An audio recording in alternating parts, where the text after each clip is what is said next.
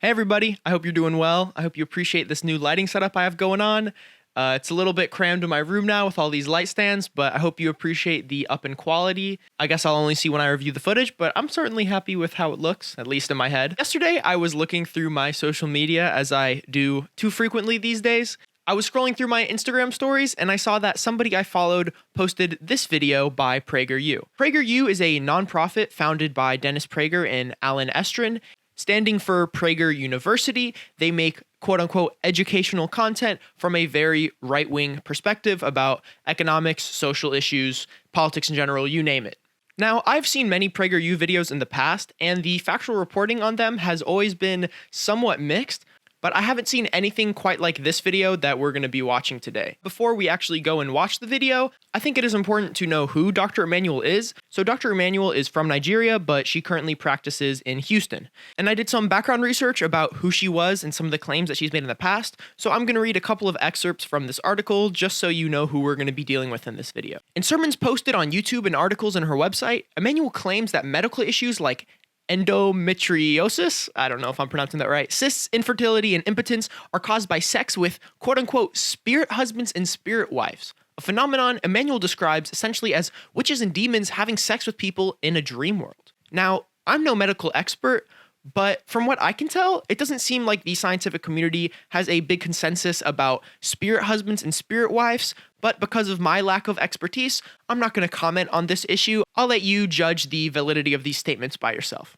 According to Immanuel, people can tell if they have taken a demonic spirit husband or spirit wife if they have a sex dream about someone they know or a celebrity, wake up aroused, stop getting along with their real-world spouse, lose money, or generally experience any hardship. Alternatively, they could just be having dream sex with a human witch instead of a demon, she posits. There are those that are called astral sex, Immanuel said in the sermon. That means this person is not really a demon being or Nephilim. It is just a human being that's a witch, and they astral project and sleep with people. If any of you know how to astral project, let me know for research purposes only. I don't know if I should include that in the video. In the sermon, Immanuel preserved special vitriol for the Magic 8-Ball, a toy that can be shaken up to reveal any answer. Immanuel claims the otherwise innocuous 8-Ball was in fact a scheme to get children used to witchcraft. The 8-Ball was a psychic, she said. Immanuel's oddball claims about the world extend to politics. She didn't bring up this allegation publicly in Washington, but she has claimed that the American government is run in part by non-human reptilians. They're people that are ruling this nation that are not even human, Immanuel said in her 2015 Illuminati sermon, for launching into a conversation she had with a reptilian spirit she described as half human, half ET. Now, I've been to church a couple times in my life, but I have never had the pleasure of going to a Illuminati sermon, but that's something I'm seriously interested in and hope to do sometime in the future. Immanuel has also used her pulpit to preach hatred of LGBT people. Shortly before the Supreme Court legalized gay marriage, Immanuel warned her flock that gay marriage meant that very soon people are going to be seeking to marry children, and accused gay Americans of practicing homosexual terrorism. In the same sermon, she praised a father's decision to not love his transgender son after a gender transition. Unusually for a pediatrician, Immanuel has praised corporal punishment for children. Children need to be whipped, she declared in a 2015 sermon, before adding that she doesn't think children should be abused. So look, a lot of those quotes are from 2015. It is possible that Dr. Immanuel has had a radical mindset change about LGBT issues, about science, about astral projection sex, but I think that's unlikely because I looked at her current social media and it seems like a lot of her posts echo some pretty similar rhetoric. So now that we're a little bit more familiar with who we're dealing with here, let's get into the video. I'm Dr. Stella Immanuel. I'm a primary care physician in Houston, Texas. I'm here because I have personally treated over 350 patients with COVID. Patients that have diabetes, patients that have high blood pressure, patients that have asthma, old people. I think my oldest patient is 92, 87-year-olds. And the result has been the same. I put them on hydroxychloroquine, I put them on zinc, I put them on Zitromax, and they are all well. For the past few months, I've taken care of over 350 patients. We've not lost one. Not a diabetic, not a somebody with high blood pressure, not somebody with asthma, not an old person. We've not lost one patient. And on top of that, I've put myself, my staff, and many doctors that I know on hydroxychloroquine for prevention, because by the very mechanism of action, it works early and as a prophylaxis. We see patients, 10 to 15 COVID patients every day. We give them breathing treatments. We only wear surgical masks. None of us has gotten sick. So let's say that these claims are completely true. She has over 350 patients with COVID, varying underlying health conditions, and she treats them with these drugs, Hydroxy, zinc, and Zithro, and none of them have died. And so this is suggesting that at least for her own patients, there is a 100% survival rate when she uses Hydroxy, zinc, and Zithro, which is just crazy. So the best study I found about hydroxychloroquine found that 13% of those treated with it died compared to 26.4% that were not treated with hydroxychloroquine. Her suggesting that there's a 100% survival rate is so out of the realm of scientific expectations for this drug that this claim just seems completely false. But the thing is, even if it was true, if she did treat 350 plus patients and had success rate, that's not really demonstrating anything. What if she had over 1,000 patients and she treated all of them and 700 of them died, but she can still come up here and claim, oh, well, I treated 350 patients and they all got better. That doesn't necessarily mean that all of her patients got better. And even if it did mean that all of her patients got better, this is just the experiences of one doctor in a non-controlled setting. So it doesn't really amount to much. There's a reason that when we do medical research, we use double-blind, placebo-controlled, whatever tests that she kind of hates on later on in this video. This first claim is just anecdotal evidence. It feels over reals. And then she goes on to say that her and her staff also take hydroxychloroquine as a preventative measure. The best evidence I could find is the Science Mag article saying that there is one exception. Many researchers agree that a good case can be made for continuing to test whether or not hydroxychloroquine can prevent infection if given to people just in case they get exposed to the virus. For instance, on the job at a hospital, a strategy called pre-exposure prophylactics, I think I'm pronouncing that wrong, you have a much better chance of preventing something with a weak drug than you have of curing a fully established infection, says White, who runs one of the largest trials, pre-exposure prophylactics trials. He notes that other stuff, blah, blah, blah. So it does seem that hospital workers in a very controlled setting could take some doses of hydroxychloroquine for preventative measures, but the information that we have on this today is a far cry from the kind of definitive statements that Dr. Immanuel is giving in this video. It works. So right now, I came here to Washington, D.C. to say, America, nobody needs to die. The study that made me start using hydroxychloroquine was a study that they did under the NIH in 2005 that say it works. Recently, I was doing some research about a patient that had hiccups, and I found that they even did a recent study in the NIH, which is our national institute, that is the national NIH, National Institute of Health. They actually had a study, and go look it up. Type hiccups and COVID, you will see it. They treated a patient that had hiccups with hydroxychloroquine, and it proved that COVID is a symptom of hiccups. It's a symptom of COVID.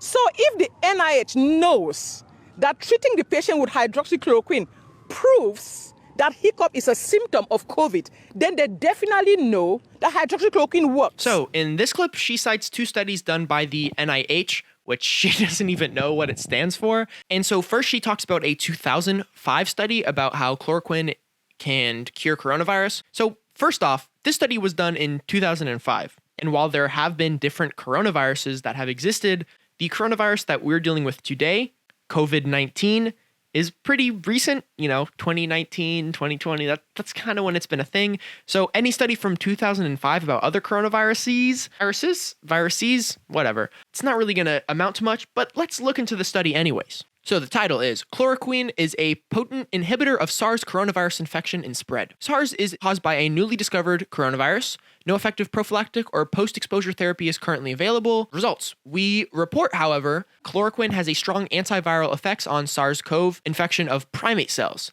These inhibitory effects are observed when these cells are treated with the drug either before or after exposure to the virus, suggesting both prophylactic and therapeutic advantage, in addition to the well-known functions of chloroquine, such as elevations of endosomal pH. The drug appears to interfere with... Okay, this is a lot of minutia stuff, but let's look at the conclusion. You guys can read the whole study. It'll be in the description as always. Chloroquine is effective in preventing the spread of SARS-CoV in cell culture. Favorable inhibition of virus spread was observed when the cells were either treated with chloroquine prior to or after SARS-CoV infection. In addition, the immunofluorescence assay described herein represents a simple and rapid method for screening SARS-CoV antiviral compounds. So this study is just showing that chloroquine can prevent the spread of an old coronavirus in cell culture. But this doesn't mean that chloroquine is an effective method for treating the 2019 novel coronavirus in humans. This study has pretty much nothing to do with that. No human trials were done in this study. Now let's look at the other study that she referenced later. She said, Google NIH hiccups. It's a recent study done.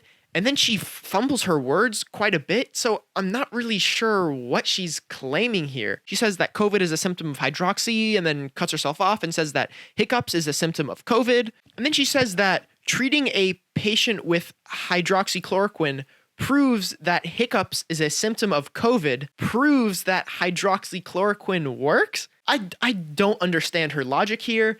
This statement doesn't really make any sense to me, but let's look at the study she's citing to see if there's any valuable information there. So this is another study by the NIH, and the title is Persistent Hiccups as an Atypical Presenting Complaint of COVID-19. Again, read it for yourself. Don't just take my word for it, but it's a lot of medical stuff that I'm not super qualified to break down for you.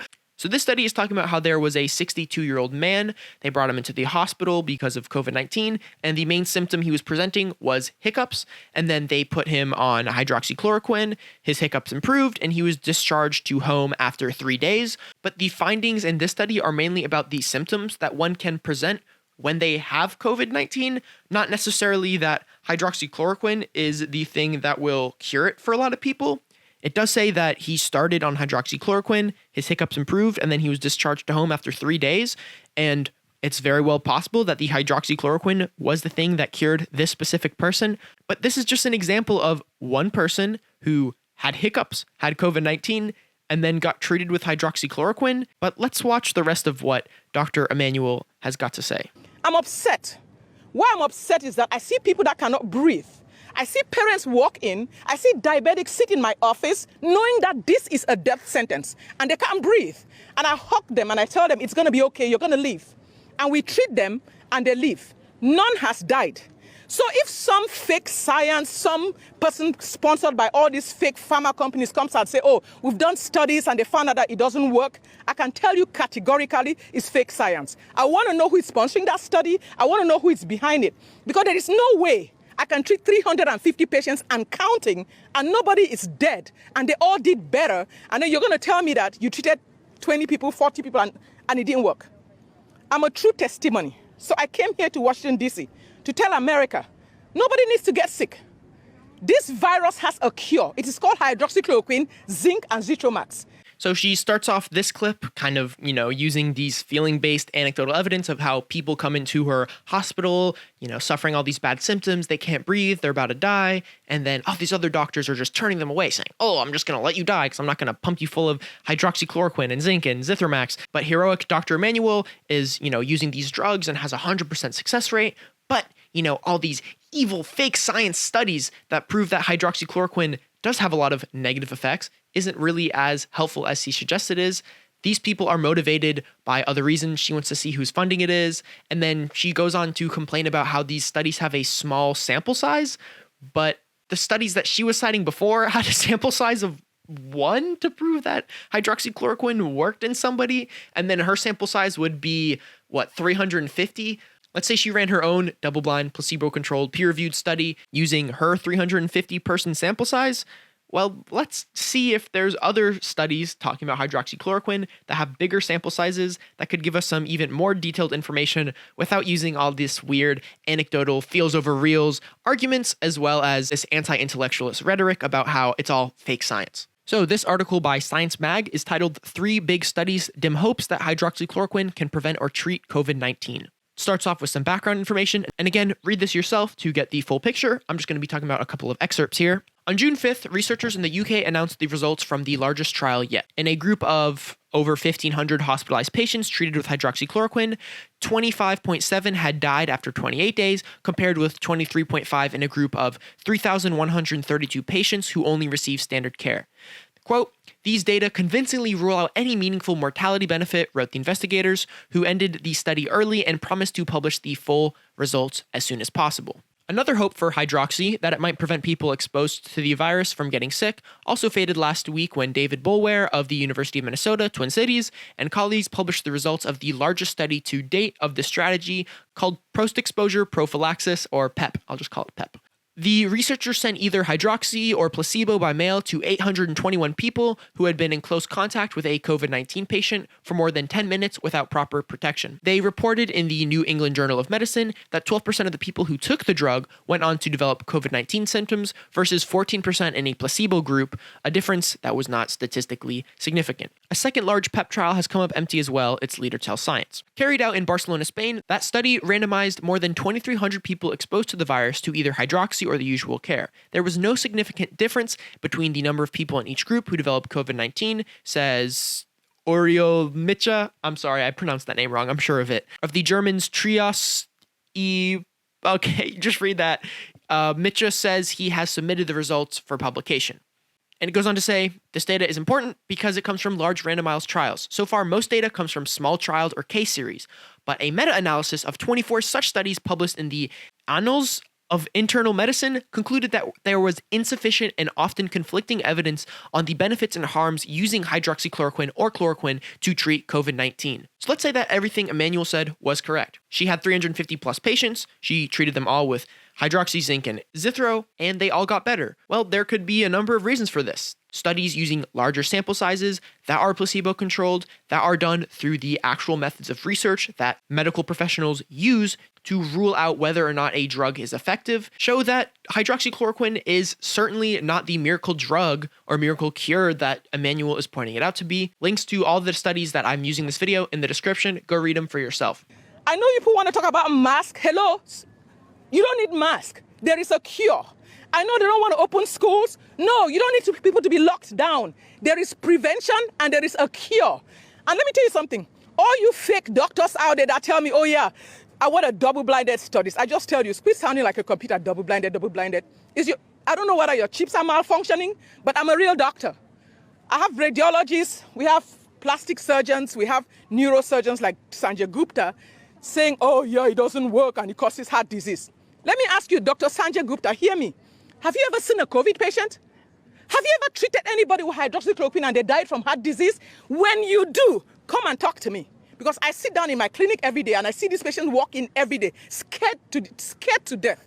I see people driving 2-3 hours to my clinic because some ER doctor is scared of the Texas board or they are scared of something and they will not prescribe medication to these people. So Dr. Immanuel is now complaining about all these other medical professionals like Dr. Sanjay Gupta, arguing that they can't really have a say in whether or not hydroxychloroquine is effective because they themselves haven't treated a COVID patient and haven't administered these drugs, which is just a completely flawed argument. She's arguing from anecdotes. She's using her personal experience and trying to prop that up as evidence of a drug working. But especially dealing with such a new virus, you can't just use your personal experience and anecdotal evidence. You have to have these large-scale controlled studies.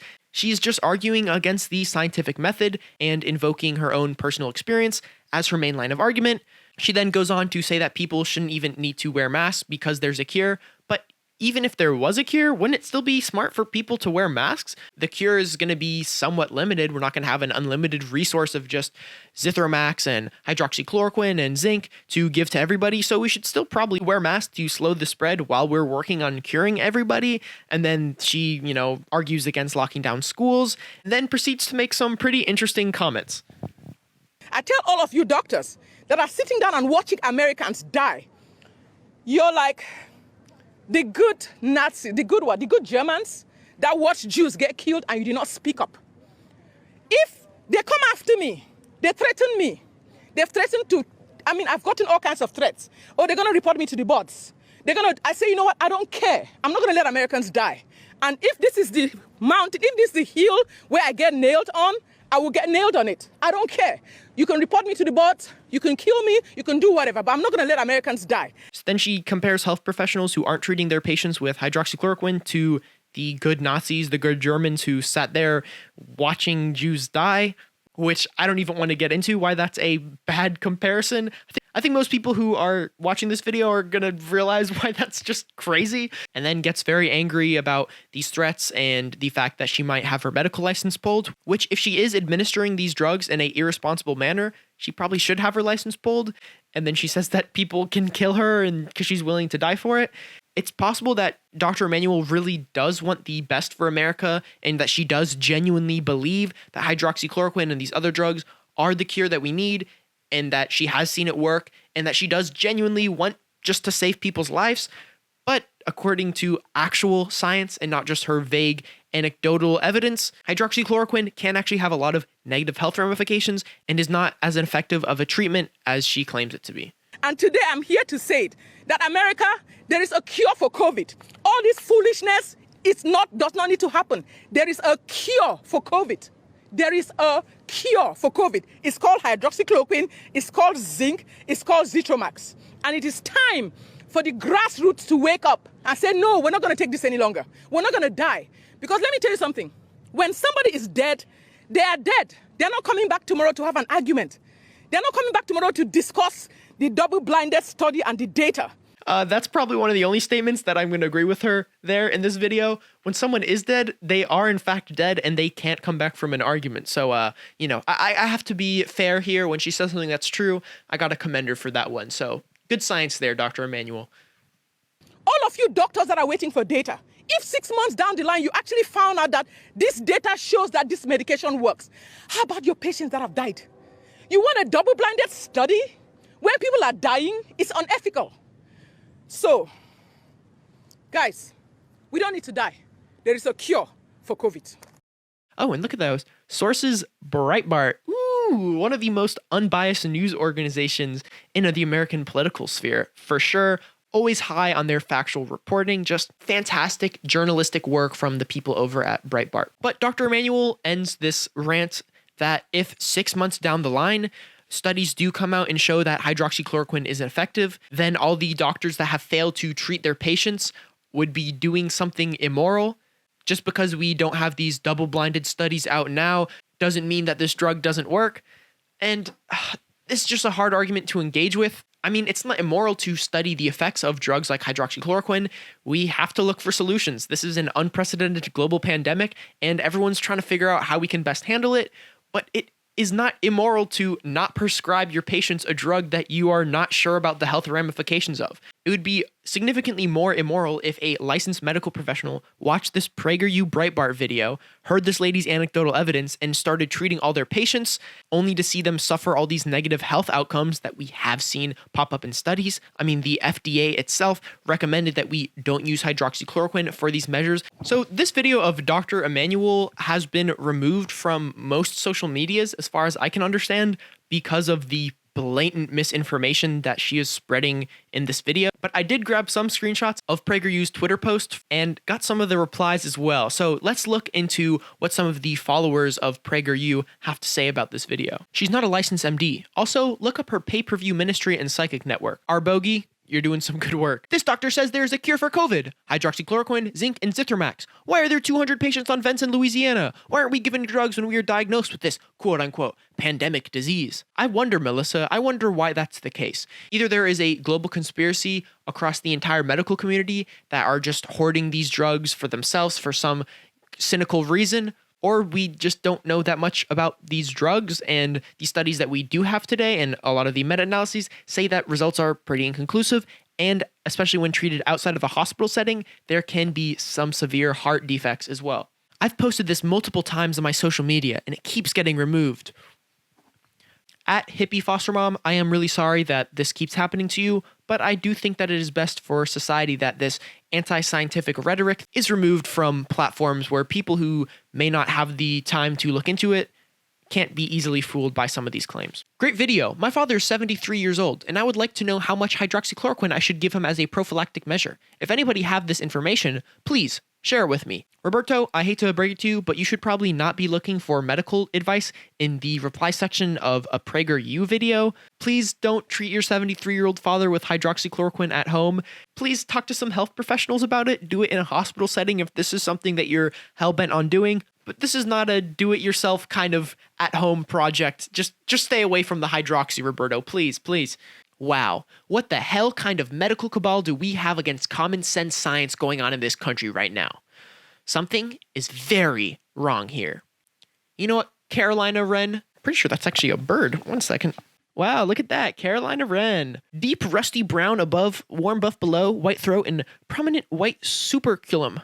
The voice is vivacious, melodious song, a loud cleared tea kettle, or cheery, cheery, cheery, sings all year. It's common in the underbrush of moist woodlands and swamps, wooded suburbs, non-migratory, but after mild winters, resident populations expand north of mapped range. After harsh winters, range limits react, casual to Colorado, New Mexico, and Arizona. You learn something new every day, folks. But you know what, Carolina wren? I do agree that something is very wrong here, but it is not the evil medical cabal that you're talking about. It is the fact that people like you and the other millions of people who believe this video more quickly want to jump to the conclusions of a single doctor who is propped up by a far-right political organization than the consensus of the scientific community. American doctors? Lol! The FDA just determined that chloroquine and hydroxychloroquine are unlikely to be effective in treating #COVID-19, and therefore they are revoking emergency use authorization for these drugs. This video dropped at a pretty #inconvenient time. You know what, Adam? You're right, and I hope that this video also dropped at a pretty #convenient time for you. Please let this be real. The info is already real, but are these actors? Just wondering. Think, if they're actors, what does she stand to gain? What does Bill Gates, Big Pharma stand to gain? Ask yourself too. Fear till something is imposed and put inside of you. Listen to her emotion-laden voice. Does that sound like acting? So here, at Ace P is using her emotional-laden voice as evidence that she's not acting in this video. Yet again, kind of a feels over reals argument. So I also visited Dr. Immanuel's Twitter herself, and I thought this tweet was quite interesting. Hello, Facebook. Put back my profile page and videos up or your computers will start crashing till you do. You are not bigger that God. I promise you. If my page is not back up, Facebook will be down in Jesus' name. Look, if Dr. Immanuel can actually harness the power of the almighty Christian God, I don't know why she would be using it to make sure that Facebook puts her videos back up. Why wouldn't you just use that power to cure coronavirus, right? If your God has the power to, force a social media company into hosting your misinformation, couldn't he also just fix the virus itself? Like, why would he even have that virus in the first place? And also, why is she tweeting at Facebook and then she's not even adding Facebook? She's just kind of putting it out there as just this general, hello Facebook. I know you're watching this, Mark. And I know that looking at some of these replies and tweets, it's kind of funny, like seeing that there's people out there who actually believe this stuff. But I do think that it is a serious problem in American society that millions of people would watch a video like this that is filled with such blatant misinformation and actually believe it. And I think that this is because of a lack of education, the fact that we don't teach critical thinking at all in our middle schools, our high schools, and even college to some extent. I also think that a big reason why people might believe this is because they are so desperate for a cure. Coronavirus has no doubt impacted all of our lives in a negative way in some form or another, unless you happen to buy lots of stock in toilet paper and hand sanitizer companies in early February, then you might be happy about all of this going down. And it's very concerning to me that some people's political orientation might lead them to believe such a video laden with misinformation, right? As of June 17th, the Republican Party still has 96% approval rating for Donald Trump. And guess who retweeted this video of Dr. Immanuel?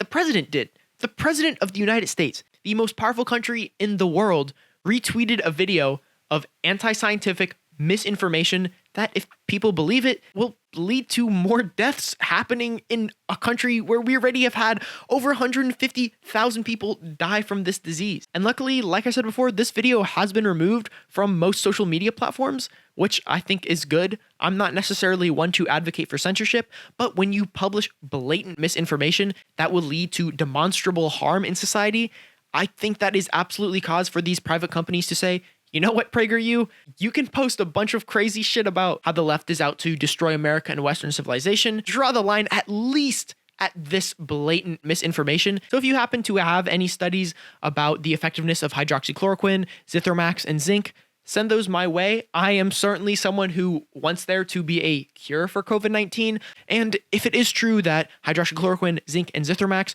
do severely help someone's survival rate when they catch this virus, then that's a good thing. As far as I could find, even the most charitable studies towards hydroxychloroquine say that this is something that needs to be studied more. These results aren't conclusive, and meta-analysis of 20 plus studies also kind of echo this same sentiment. But what do you all think? Do you think that anything Dr. Immanuel said in this video was true, has some sort of factual, empirical basis to it? I think there's probably only one thing, and that was that dead people are dead.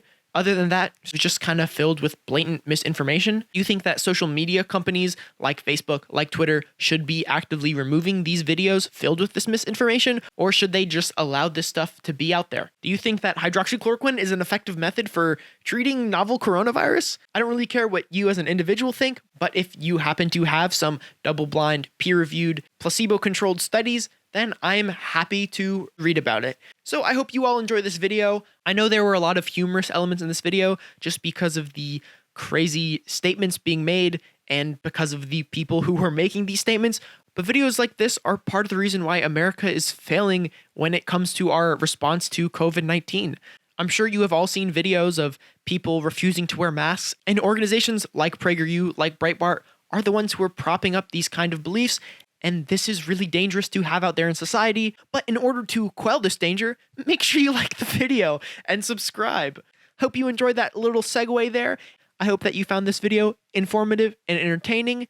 And I hope that you don't form your opinions about coronavirus off of a single doctor's anecdotal accounts, and instead look at some studies that actually follow the scientific method. That's it for this video. Peace out.